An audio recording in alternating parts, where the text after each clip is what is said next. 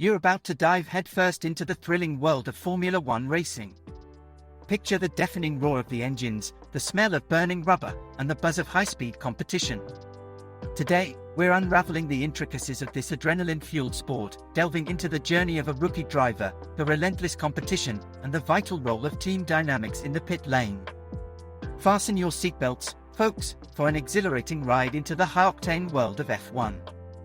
Hello, ladies and gents, I'm your host, Mon Clark, and welcome to another episode of F1 Motor Fever podcast.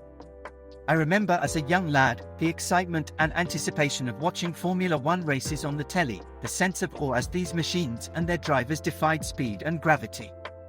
Today, we get to delve into the world of these racing gladiators with our special guest, former F1 driver and current expert analyst, Pratt.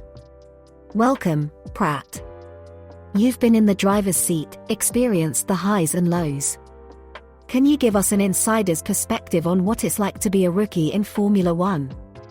Cheers, Yasminha. Well, it's like being thrown into the deep end of the pool. As Logan, an emerging F1 talent, mentioned in his article, the first season can feel like a rollercoaster ride.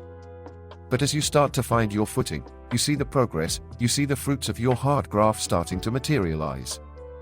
Interesting. And Logan also mentioned that every weekend is just as challenging as the previous one. Was that your experience as well, Pratt? Absolutely, Mon Clark. In this sport, there's always room for improvement. You're up against the best in the world, and everyone is pushing their limits. In fact, I remember during my rookie season, there were times when I thought I'd hit my peak, only to be surprised the next weekend. Uncle, why is F1 harder than F2? That's a cracking question, Christina. You see, in F1, you're competing against the best drivers in the world. They are all extremely skilled and fast, so even a slight mistake can cost you a race. But don't worry, our mate, Pratt, here will explain it better. You hit the nail on the head, Mon Clark.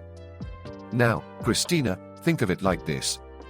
Imagine you're running a race, and in one race, you're running against your mates, and in another, you're running against professional athletes. The second race is going to be harder, right? That's how it is with F1 and F2. That's a brilliant analogy, Pratt. So, Logan spoke about his strong bond with his engineers. How does this relationship impact performance? Oh, it's essential, Yasminha. Your engineers are your lifeline. They understand the car and can tweak it to get the best performance. My relationship with my engineers was like a well-oiled machine. And it seems Logan is experiencing the same. Fascinating. Now, here's an interesting tidbit for our listeners. Did you know that an F1 car is made up of around 80,000 components?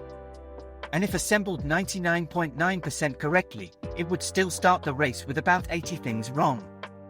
Blimey, that's a fun fact.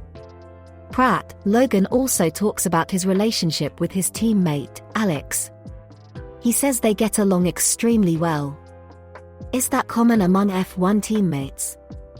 Well, Yasminha, it varies.